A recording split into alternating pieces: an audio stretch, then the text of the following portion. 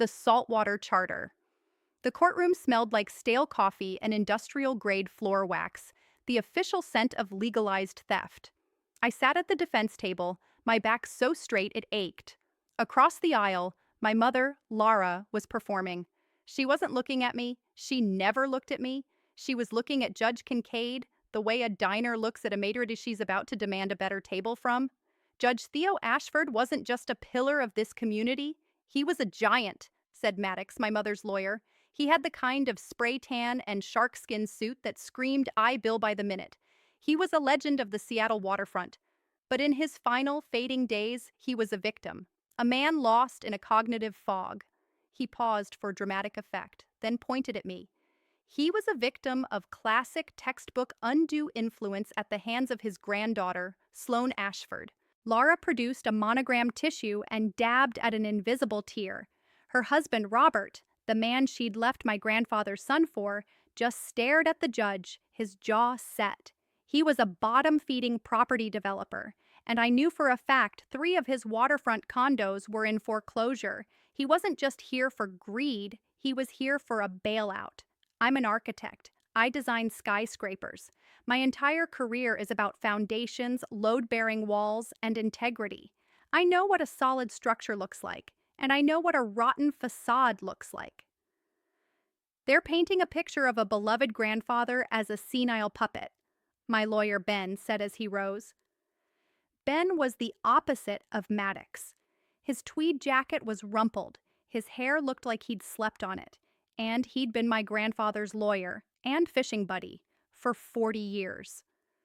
Your Honor, abandonment is a funny word. For most people, it's a tragedy. For the plaintiffs, it was a lifestyle. Ben stepped into the center of the courtroom. The plaintiffs claim Sloane manipulated her way into this inheritance. We will prove that this inheritance isn't a windfall. It's a job. It's the Ashford Marine Institute, a world-class research center that Judge Ashford, or Anchor as his friends called him, built from nothing. The smell of low tide and diesel fuel flooded my memory. The metallic clang of the research vessel, the Clara A, the home my mother had traded for a condo in Vale. Anchor left the institute to the only person he trusted to run it, Ben continued, his voice quiet but firm. He left it to the only person who understood the foundation. He left it to the person who showed up. Who showed up? My mother's testimony was a masterpiece of revisionist history. She wept about being shut out, about how I'd poisoned her father against her. He was obsessed with that institute, she cried. It was all he cared about. He'd choose those fish over his own family, over me. As she spoke, I wasn't in the courtroom. I was 16 again, standing on the dock in the pouring rain, shaking. I'd taken one of the Institute's small dinghies out in a squall and run it aground, cracking the hull. I was braced for yelling. Instead, Anchor just came out of the workshop, looked at the gash in the fiberglass, then at me. He didn't say a word. He just handed me a sander and a tub of resin. "You break it, you fix it, Sloane," he'd rumbled, his voice calm over the storm. "You run aground, you learn the damn chart. Responsibility isn't a punishment, it's just the price of admission." I'd spent the next 3 days in that workshop, my hands raw, learning to patch a hull. He'd check in every few hours, not to criticize, but to quietly hand me a mug of hot coffee. That was the man they called confused and manipulated. This was never about money for me, Lara was saying, her voice thick with fake emotion. It was about my father. It was about family. Family. I thought of my grandmother, Clara, in her art studio on the property, the smell of clay and turpentine. She'd kept a sourdough starter alive for 50 years. The matriarch. "Your mother thinks this is just flour," she'd say, her hands white with it, folding the dough with expert turns. "She doesn't get it. This is history, Sloane. This is every loaf we ever baked, every hard winter we got through. It's alive. Don't ever let it die." "They're coming out swinging," Ben muttered, sliding a folder to me at recess. "Maddox is trying to paint you as a flighty artist who has no business running a multi-million-dollar scientific facility. He's going to claim you bled Theo dry." Theo paid for my master's degree in architecture, I said, my voice tight. Meanwhile, they hit him up for seed money 4 times in the last 5 years. I know, Ben said, a feral grin spreading across his face. And I have the wire transfers. Now they're calling Commodore Blake to the stand. This is their concerned community member play.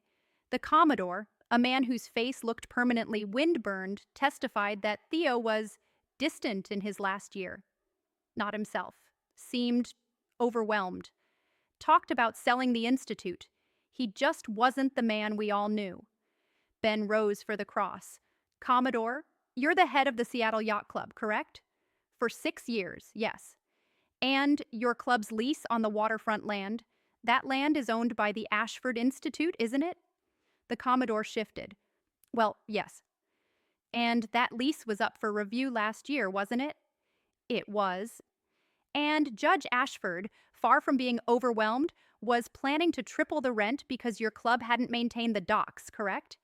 That's a complete misunderstanding. I'm sure it is. No further questions. Next came Laura's cross-examination. Mrs. Dunn, Ben said gently, you testified you were shut out. I have here your text message logs with your father. Let's read the last one you sent him, dated July 1st, 2 weeks before he died.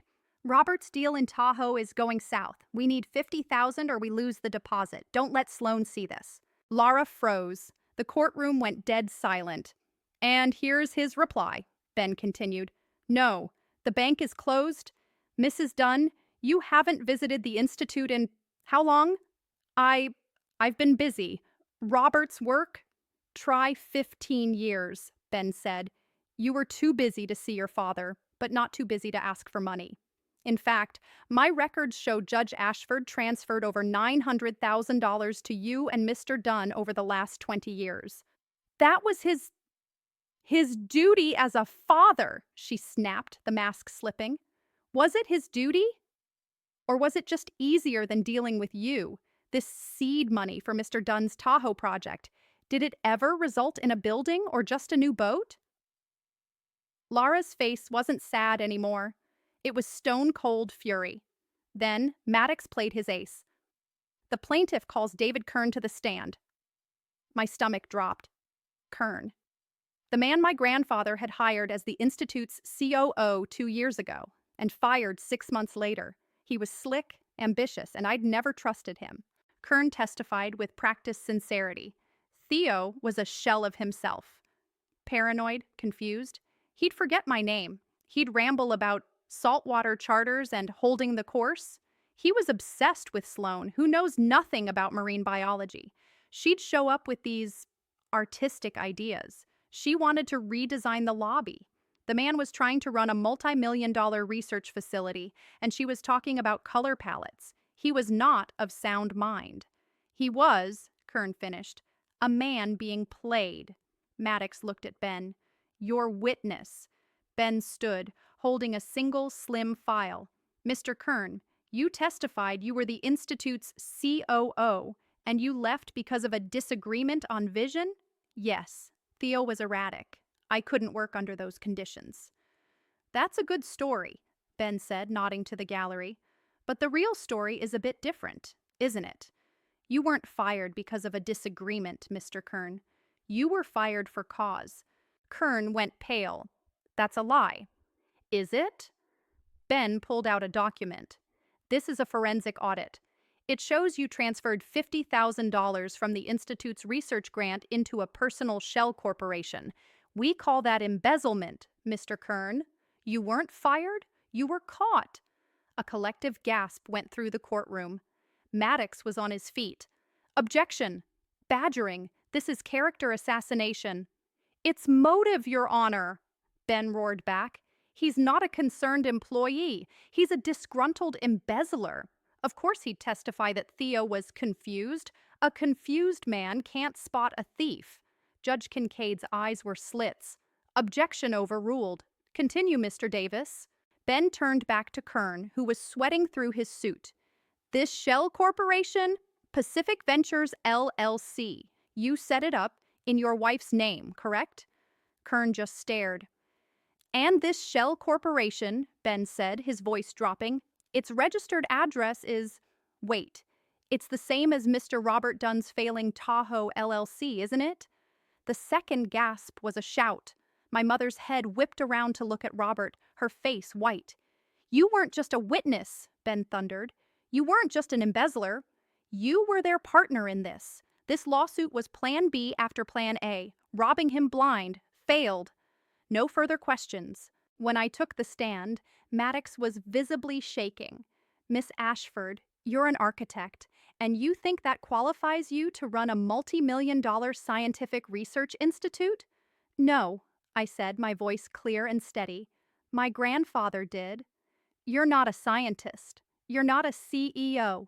No, I'm an architect. I understand that the most important part of any structure is its foundation, and my grandfather spent 30 years teaching me his. He didn't just teach me to sail, he taught me to read a balance sheet. He didn't just teach me the stars, he taught me to read a grant proposal. I looked at my mother. My grandmother left me her sourdough starter. It's a living thing. It needs to be fed, cared for, and respected. You can't just ignore it for 20 years and then show up demanding the bread. My mother and Mr. Dunn, they let the starter die. I'm here because my grandfather trusted me to keep his legacy alive. The final piece of evidence wasn't a letter. It was the Clara A's official ship's log. Ben put the last entry, dated the day before Anchor's heart attack, on the screen. His handwriting was as strong and clear as ever. August 14th. Tides are strong, but the footings on the new pier are holding. Ben says Laura and Robert are making noise. They are lost at sea. They've been lost for decades. But the tide always comes back. Sloane always comes back. She knows the charts. She knows the stars. She knows the foundation. The institute is hers. She'll hold the course. Judge Kincaid read the entry twice. She took off her glasses and polished them. The silence in the courtroom absolute. For 3 days, she said, her voice dangerously calm, this court has been forced to listen to a narrative that is, frankly, insulting. A fiction. The plaintiffs have painted a portrait of a vulnerable man when the evidence, all the evidence, paints a portrait of a lion. A man who, until his last day, was protecting his legacy from the very people who now claim to mourn him. She looked at my mother and Robert. This wasn't a family dispute. This was an attempted heist. It was a conspiracy to defraud an estate, first through embezzlement, and then, when that failed, through perjury. The gavel cracked. This case is dismissed with extreme prejudice. I am sanctioning the plaintiffs for the entirety of the defense's legal fees. And furthermore, based on the evidence of conspiracy to commit fraud presented today, I am referring this entire matter, Mr. Kern, Mr. Dunn, and Mrs. Dunn, to the U.S. Attorney's Office for immediate criminal investigation. My mother fainted. Robert just stared, his face the color of ash. He'd come for a bailout. He was leaving in handcuffs. Ben just put his hand on my shoulder. He'd be so proud, Sloane. 1 year later, I stood at the head of the Institute's long conference table. The NOAA grant is secured, I said, but they're concerned about the new pier's environmental impact. Director, our lead scientist said, the engineers say the required load can't be supported if we shrink the footprint. I unrolled a blueprint, my design. The engineers are wrong. I tapped the drawing. I've run the load calculations myself. If we use reinforced composite pilings here and cantilever the observation deck here, we reduce the seabed footprint by 40% and increase stability. We're architects, we build, we adapt, we don't take shortcuts. That evening, I took the Clara A out on the water. In the galley, I fed the matriarch, the starter bubbling happily. I went on deck, Anchor's heavy diver's watch on my wrist, and looked up. The sky was clear. I found Cassiopeia, the W pointing north. I wasn't a judge. I wasn't a lawyer. I was a builder, and the foundation was sound. I held the course.